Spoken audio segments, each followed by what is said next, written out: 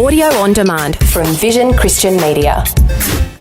Exploring faith and the future. Neil Johnson and Bible teacher Dr. Kameel Majdali. We've been talking about the spread of Christianity into Europe in those early years. We're also talking about Christianity in Turkey and those 7 churches in Revelation. What do all these churches have in common, Kameel, and are they all influenced by Europe? Because we don't always think of Turkey as being part of Europe. Okay, Neil.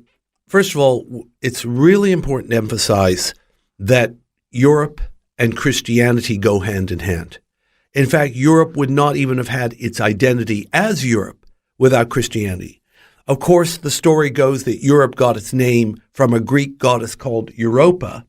But remember, once Christianity moved in, Europa moved out. She had to. I mean, there just wasn't room for the two of them. And Europa hasn't been seen or heard from since then until just our modern last day times.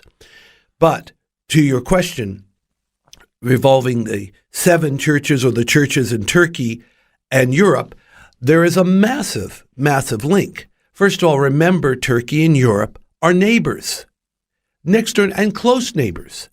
There was a lot of cross-pollination between Asia Minor and Europe proper. For example, the region of Galatia, where we get the masterful epistle to the Galatians.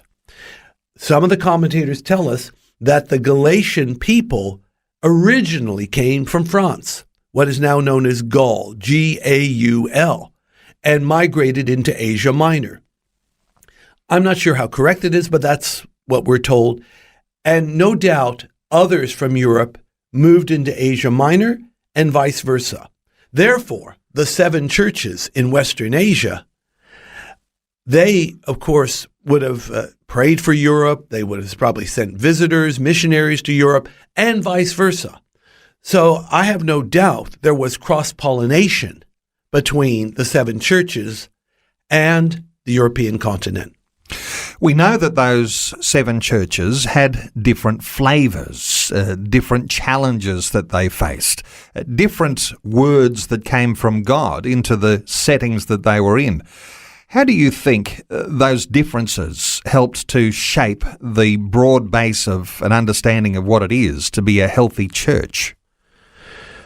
Well, I think that the 7 churches, when Jesus speaks to them in Revelation 2 and 3, he tells the whole story, warts and all. If they have commendation, then he says that. If they need rebuking, no hesitation, he tells them, because as many as he loves, he rebukes and chastens.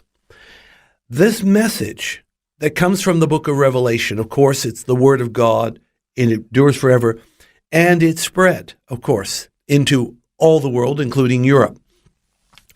And I believe that eventually what happened, when the word of God was made available in the vernacular of the people, and this is more like around the Reformation time, once people saw what Jesus is saying in the book of Revelation and what's being said in the whole Word of God, just having the Bible in their own language couldn't help but spawn a reformation.